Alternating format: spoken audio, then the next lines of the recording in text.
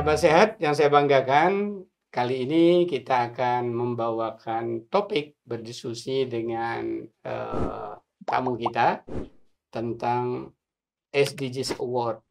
Karena di Indonesia, sehingga kita sebut dengan Indonesian SDGs Award, suatu penghargaan terhadap para penggiat, pelaksana program-program yang terkait dengan goal-goal SDGs atau tujuan pembangunan berkelanjutan di bumi Indonesia, khususnya dari sektor swasta atau korporasi. Nah, pada kesempatan ini telah hadir bersama kita Ketua Umum Corporate Forum for CSR Development, CFCD, suatu lembaga nirlaba, suatu perkumpulan yang merupakan forum jejaring dari berbagai perusahaan yang mengembangkan kegiatan corporate social responsibility, atau di Indonesia kadang-kadang disebut dengan TJSL, tanggung jawab sosial dan lingkungan. Mari kita bersama dengan Bapak, saya panggilnya Mas ya, Insinyur Tendri Supriyatno MBA. Gimana kabar Mas? Alhamdulillah. Terima kasih Senang Mas kita bisa Tendri. ketemu lagi. Oh, alhamdulillah ya. Terima kasih. Jadi Mas Tendri selain kita kenal sebagai pendiri dari Corporate Forum for CSR Development, dulu Community Development, CFCD, juga banyak mengukir sejarah dalam berbagai perhelatan award di bumi Indonesia ini. Khususnya kita bicara sekarang tentang ISDA, Indonesian SDGs Award. Nah, boleh nggak kita elaborasi sedikit, Mas Tendri, apa sih sebenarnya SDGs Award di Indonesia ini atau ISDA ini? Ya, sebetulnya SDGs Award atau ISDA, gitu, karena Indonesian SDGs Award itu sebetulnya kelanjutan daripada MDGs Award dulu. Ya, buat yang nggak tahu, MDGs itu Millennium Development Goals ya. Sebelum SDGs dulu ada MDGs ya. Betul. Nah, kita kan udah berdiri sejak tahun 24 tahun yang lalu, Prof. Jadi begitu banyak ya yang sudah dilakukan, kita kerjakan sebetulnya. Nah, khusus tentang Indonesian SDGs Award memang dimaksudkan untuk memberikan apresiasi. Apresiasi is basically just the culmination lah, the tip, ujungnya aja lah, ujungnya. Nah, ini sebetulnya beberapa kegiatan di balik itu sebetulnya banyak. Kita melakukan pendampingan, kita melakukan edukasi, kita melakukan pelatihan, so many things. Temu forum, basically kita melakukan banyak hal untuk supaya bagaimana ya ketanggungjawab sosial, ya kontribusi korporasi kepada tujuan-tujuan dan gitu capaian tujuan pembangunan berkelanjutan itu makin meluas. Nah, untuk kita ini sebuah gerakan sosial. Kebayang nggak, Prof? Kita mengajak korporasi yang selama ini ya banyak lah hal-hal yang kadang-kadang ada stigma-stigma, ya yang kita sama-sama tahu ya. Misalkan tentang isu tentang lingkungan, sungai yang banyak plastiknya, so many things lah, basically. Nah, kita tentu pilihan organisasi ini adalah daripada kita ya hanya memaki-maki kegelapan, ya kan? Itu banyak lah. Ya kita by definition sebetulnya kan sebuah organisasi nirlaba. Orang menyebutnya LSM juga. Tetapi bedanya kita adalah bahwa kita adalah anggotanya corporation. Perkumpulan ya. Perkumpulan, ya itu bentuk hukumnya. Tetapi the membernya adalah korporasi. Nah, ini kan menarik lah. Bagaimana kita mencoba mengajak begitu banyak korporasi Indonesia untuk bersama-sama berkontribusi untuk membantu negara ini. Ya, karena bayangkanlah pidato presiden selalu menggebu tentang keprihatinan beliau tentang gap. Tentang kemiskinan, pemenuhan kebutuhan dasar pemenuhan kebutuhan dasar aja setelah hampir sekian puluh tahun merdeka masih banyak. Beliau suka mengilustrasikan umur 72 tahun masih jadi tukang beca. Kebayang nggak sih? Pertanyaannya sekarang, kita mau tinggal diam? Nah, bagaimana? Nah, oleh karenanya kita ya sebagai saya kan juga mantan pensiunan ya, mantan pensiunan BUMN, juga saya banyak bekerja di korporasi. Sebetulnya banyak banget ya insan-insan manusia korporasi yang berhati mulia, yang mau willing ya untuk berkontribusi dalam ikut membantu negaranya dan masyarakatnya dan saudaranya, ya untuk ikut sejahtera. Nah, ini barangkali ya yang harus kita tumbuhkan, ya. Bukan hanya semata-mata tentang telling apa yang kita kerjakan, no. Tapi bayangkan ya kalau event ini bisa menginspirasi banyak orang. Ya. Jadi ada dua ya tadi, apresiasi, ISDA tadi juga memberikan inspirasi. Inspirasi juga. Jadi perhelatan ini basically bukan hanya sekedar celebration. Nah, tetapi bagaimana yang lain, kita mengkomunikasikan what we have been done, apa yang telah kita kerjakan ya kepada the rest of the people, of the public. Karena barangkali juga ini perlu. Karena bukan apa-apa. Saya sebagai orang korporasi pernah merasakan tuh bagaimana stigmatisasi terhadap korporasi itu banyak banget stigma buruknya. Nah, sekarang mari kita tunjukkan bahwa we are contributing kepada negara ini. Nah, jadi kita harus menjawab itu, tetapi tentu bukan hanya celebration, tetapi kita juga bekerja di dalam diam. Ya, saya pergi ke NTB, saya pergi ke Freeport, ke Sumatera Utara, Aceh, so many things. Ya, nah bayangkan ya, gerakan ini sudah menciptakan spirit ya, bagaimana spirit berbagi korporasi Indonesia untuk bersama-sama ikut mendukung tujuan pembangunan berkelanjutan. Itu, Prof. Baik, jadi tadi ISDA tadi baik itu untuk tadi memberikan apresiasi, memberikan inspirasi bagi korporasi dan pihak lain, dan mengedukasi, dan juga memberikan edukasi, bahkan mengkomunikasikan ya. Oke. Nah, kalau dari sisi perusahaan ya, kenapa mereka kira-kira tertarik ya mengikuti Indonesian SDGs Award yang diselenggarakan oleh SAFED ini? Sebetulnya ada beberapa aspek. Ya, yang pertama adalah sebetulnya doing good CSR atau SDGs itu juga sebetulnya bisa dilihat dari perspektif strategic management sebetulnya. Jadi memang SDGs atau CSR ini bisa dilihat dari dua sisi. Dari perspektif ya teologi, dia ajaran agama kita udah mengajarkan sejak kecil bahwa berbagilah, pedulilah, bertanggung jawablah. Bahkan sebaik-baiknya manusia yang berbuat baik ya. Itu dia. Nah, jadi bayangkanlah ya, ini bagian daripada kesalahan sosial. Kesalahan sosial. Dilihat dari perspektif teologis. Ya, apapun agamanya, apapun dari perspektif agama pun, sebetulnya ini semuanya hampir mengajarkan, semua agama mengajarkan ya doing good to your brother, to your sister, to your neighborhood, community, something like that. Nah, jadi barangkali kita hari ini ingin juga menyoroti ya bahwa udah ini itu biarlah ustadz dan kiai lah ya yang membahas kita itu lah. Buat sisi lainnya ya. Nah, kita karena kita orang sekolahan ya, orang belajar manajemen. Nah, mari kita lihat dari perspektif itu. Strategic management. Dari strategic management juga sebetulnya justify. Dan mereka belajar, korporasi itu tahu minimal banget dia dengan melakukan CSR, dengan melakukan SDGs, activities pada masyarakat. Sebetulnya dia sedang memanage risiko-risiko sosialnya. Hari ini sangat populer tuh yang namanya ESG, Environment, Social and Governance. Ya, apalagi lembaga dunia udah menerbitkan tentang ISO 26000 yang sangat komprehensif. Dan yang menarik ya, inisiatif SDGs ini coming from lembaga dunia, UN. Artinya apa? Bahwa UN sudah menyuarakan bahwa this is our world problem. Ini problem dunia, ini problem kita semua, makhluk penghuni planet nih. Bayangkan. Nah, kita meratifikasi itu pada waktu Pak Presiden Jokowi ya, meratifikasi SBY kalau nggak salah. Oh, SBY ya. Oke, saya lupa. Oh iya, oke.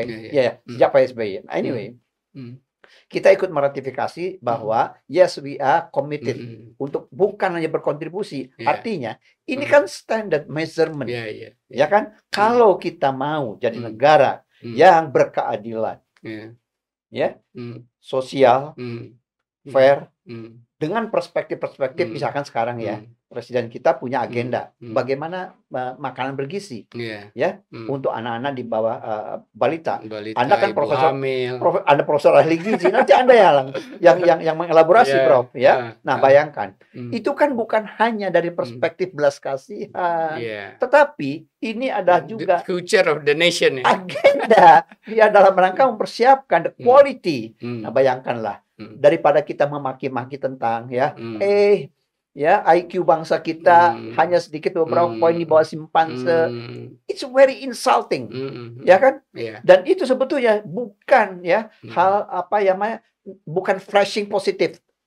Ya, kita pengen menyalakan spirit, menyalakan ekspektasi, harapan dengan melakukan kegiatan-kegiatan ini. Hey, look guys, so many corporation doing this. Let's go together. Mari kita lakukan bareng-bareng. Basically itu spiritnya. Spirit mengajak, Bro. Jadi dalam konteks bisnis bahkan ini a part of strategic management untuk lagi-lagi sustainable business ya. Yes. Nah, misalkan kita ada cara yang paling gampang aja bahwa social risk itu adalah bagian yang harus diperhatikan oleh perusahaan. Karena dan kita kalau membiarkan risiko-risiko sosial akan menghambat operasional perusahaan. That's very basic reason. Akan jadi beban ya. Akan jadi beban. Karena apa? Yang harusnya buka akhirnya di demo, bla bla bla dan sebagainya. Sehingga stop hari kerja. Stop hari kerja, menghambat. Jadi menurunkan produktivitas nasional. Kebayang apa enggak? Nah, belum lagi kalau kita angkat isu ini dari perspektif yang lebih strategik misalnya, bagaimana kegiatan-kegiatan ini creating the value, kalau kita punya tetangga masyarakat dengan pendidikan yang baik, dengan gizi yang baik, mereka akan bisa menjadi sumber tenaga kerja buat perusahaan. Ini relevan sekali dengan studi pernah saya lakukan di suatu perusahaan garment itu biasanya perempuan kan yang bekerja untuk produksi bra, kemudian pakaian dalam. Itu kita petakan di awal, ada nggak dia yang anemi itu yang kurang gizi, dalam arti tadi ada kekurangan zat besi dan beberapa vitamin. Jadi bawaannya tuh orangnya lesu, nggak mudah konsentrasi, gampang lelah, pucet. Kita kelompokkan satu lagi yang dia sehat, tidak anemi, tidak lesu, tidak gampang lelah, tidak ngantuan. Produktivitasnya berbeda dua kelompok ini. Tentu. Bedanya sampai 12%. Bayangkan. Ini kan kita ngomongin soal produktivitas. Ngomongin bicara soal bottom line. Jadi siapa bilang doing good to the people itu tidak memiliki perspektif benefit. Jadi buat perusahaan itu justru sangat bermanfaat. Apalagi buat si pekerja tadi itu semakin jahitan yang rusak tuh makin banyak yang terjadi. Jadi akhirnya nggak bisa diekspor kan.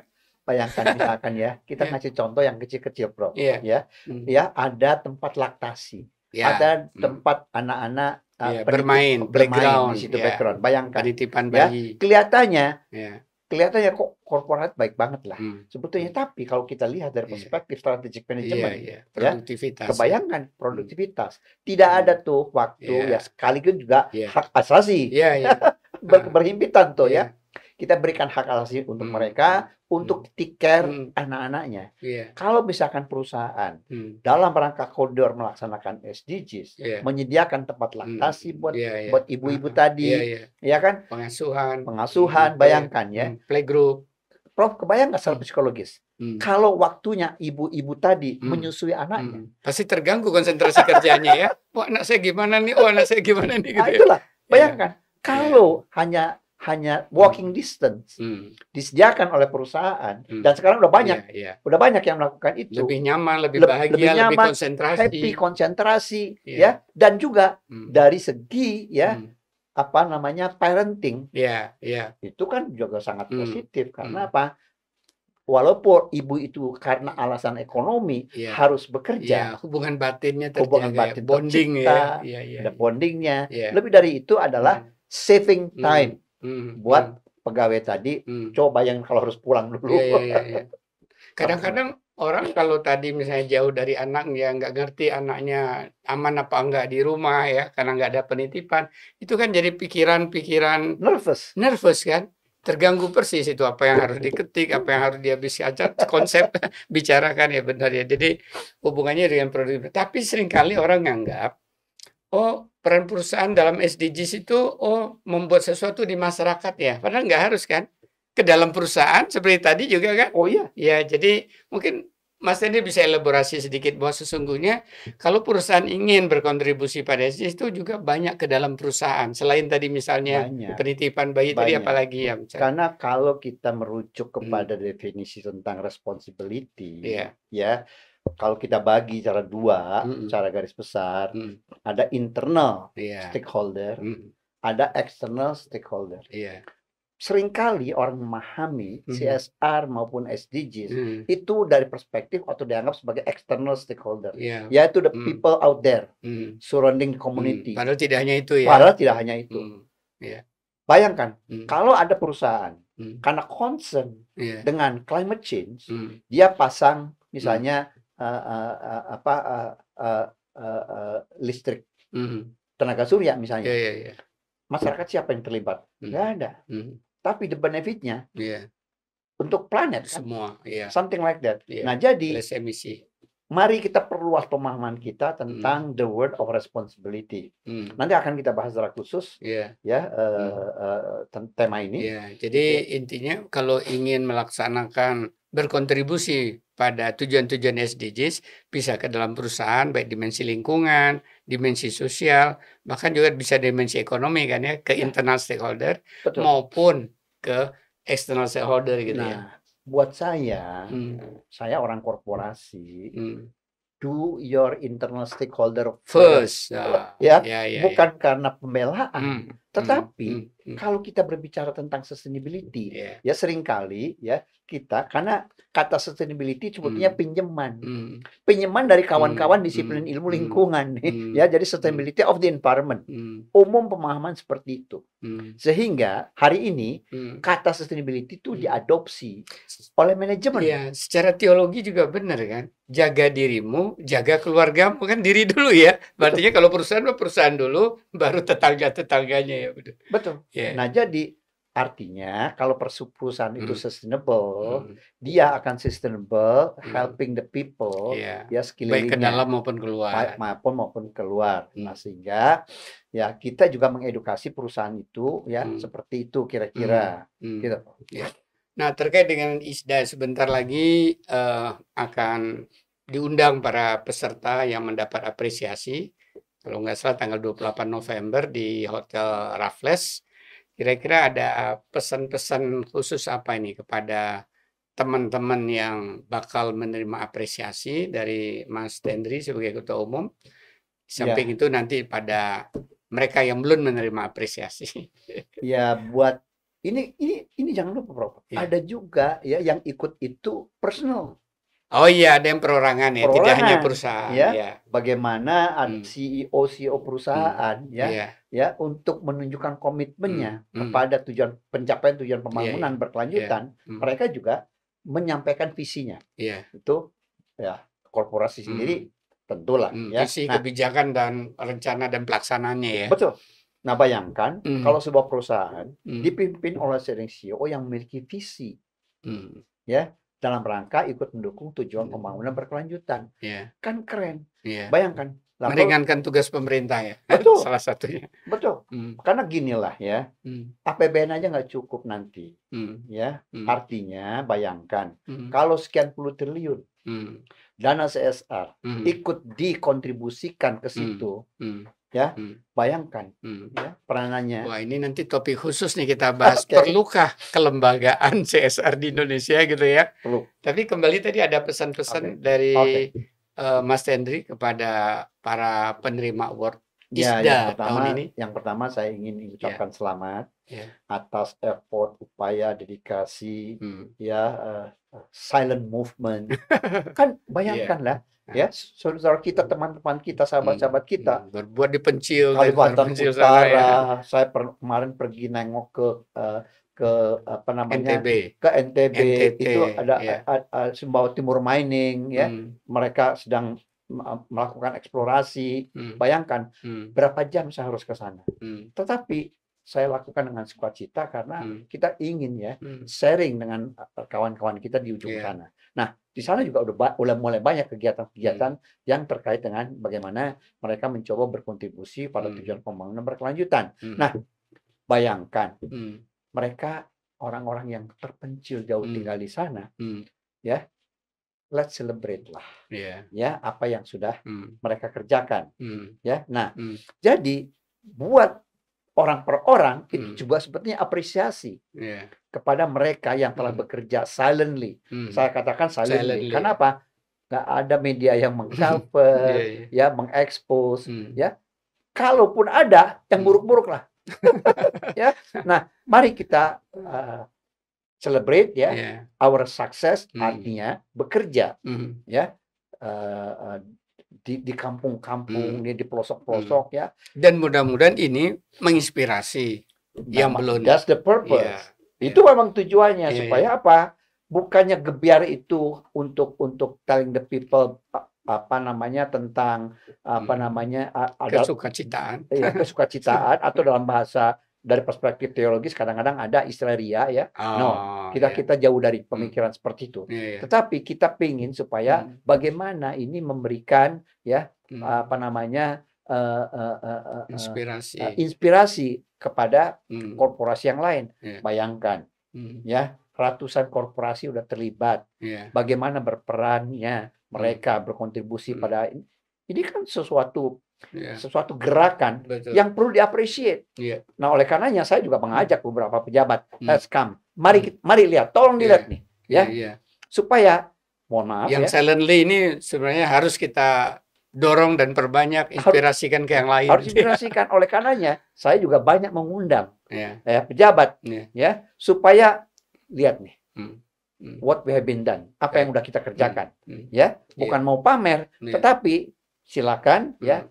Kalau ini bisa menjadikan kebijakan yang jauh lebih besar, please, ya, welcome gitu ya. Saya akan dengan sukacita untuk ikut mensupport, gitu, Prof. Baik, terima kasih. Itu tadi sahabat CSR, obrolan kita dengan Mas Insinyur Tendi Supriyatno MBA, Ketua Umum Corporate Forum for CSR Development tentang ISDA Indonesian SDGs Award yang pada tahun ini akan dianugerahkan penghargaan pada tanggal 28 November tahun 2024 ini. Jangan lupa view, like, and subscribe